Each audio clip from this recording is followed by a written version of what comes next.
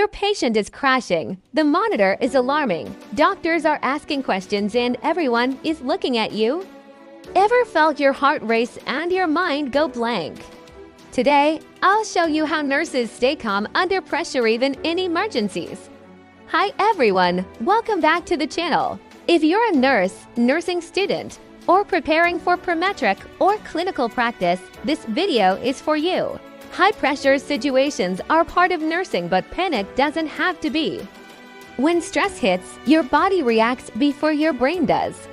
Use the 4-4-6 breathing technique. Inhale for 4 seconds, hold for 4 seconds, exhale slowly for 6 seconds. This lowers adrenaline and clears your thinking fast. Use this during codes, medication errors, or angry relatives.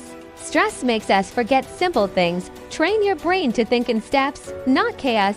ABC's airway, breathing, circulation, vital signs, safety first. Checklists keep you focused and prevent mistakes. What you say in your head matters.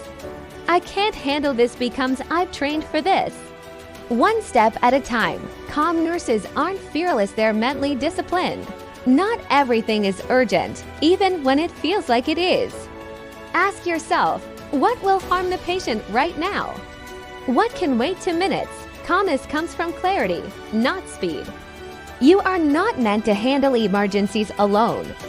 Speak clearly, delegate tasks, and ask for help early. Strong nurses communicate, they don't suffer silently. After the shift, ask, what went well? What can I improve? What did I learn? Reflection builds confidence, and confidence reduces panic next time. If you've ever felt overwhelmed, shaky, or emotional during a critical situation, you are not weak. You are human. Calmness is a skill, and skills can be trained. If this helped you, like the video, share it with another nurse, and subscribe for more nursing confidence tips, exam prep, and real clinical guidance.